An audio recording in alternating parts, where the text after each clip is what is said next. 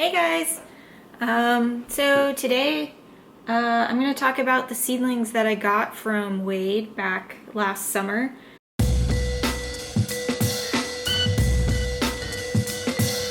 Sharon Short requested this video.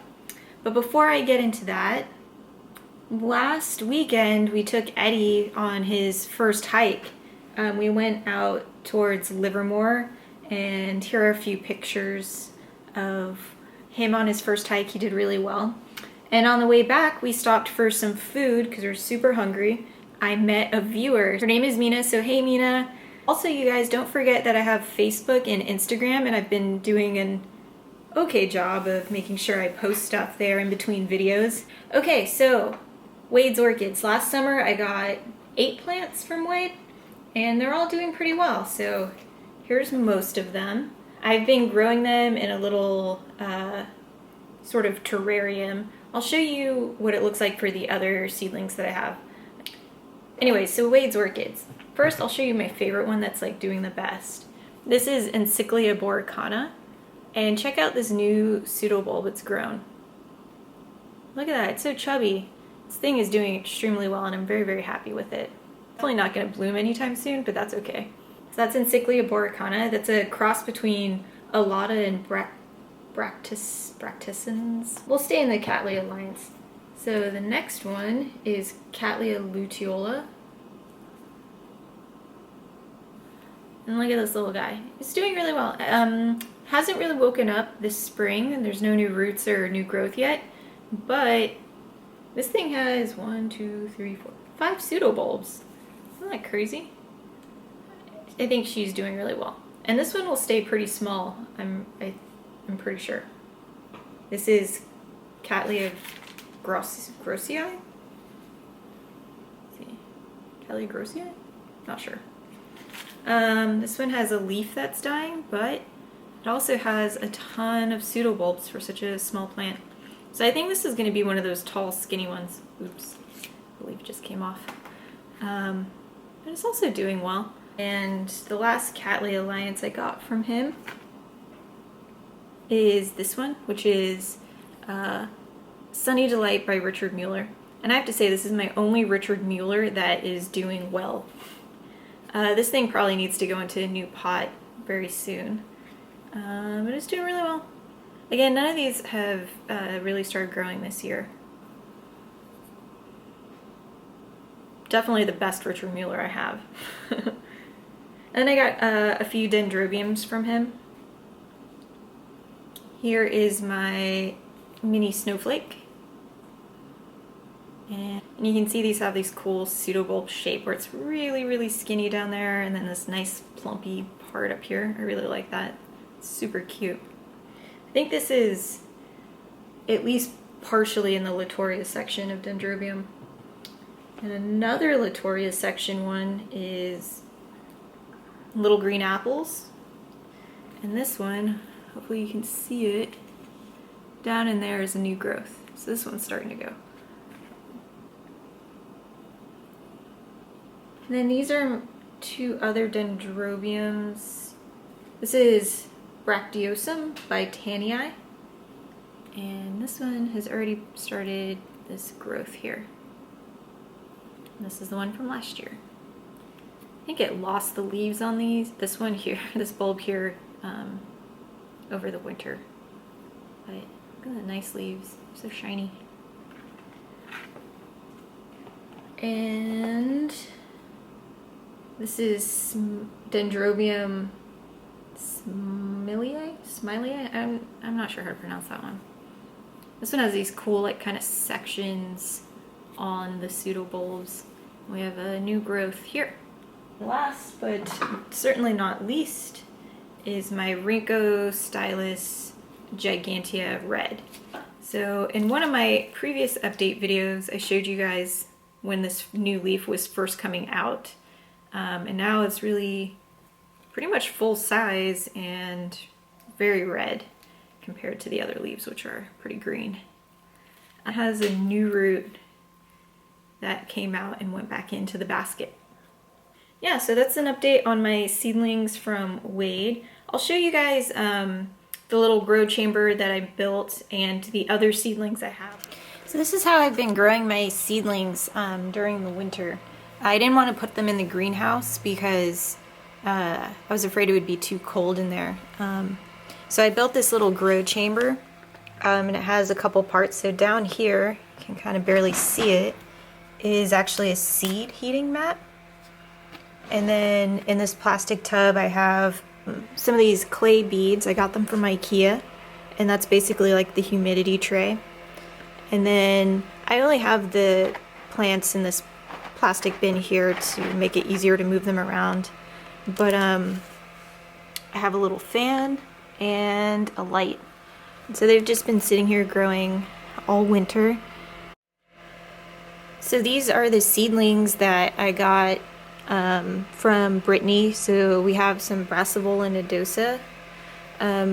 These ones were actually potted in the bark mix like the other seedlings, but they weren't doing that well, so I switched them all into lava rock, and they've been doing a lot better in lava rock. I have a few little tenebrosa seedlings that I got from eBay, and then let's see, Irricolor, which is a Cattleya species, Cattleya lumita, which is actually I can't remember what that cross is. And oh yeah, this one is a Walkeriana varsorulea. When I unpotted a larger plant, this little baby was in there. And then this is a Peccaviensis. I repotted this in one of my first videos. It's doing pretty well. It has that big root, and it grew this new growth last year.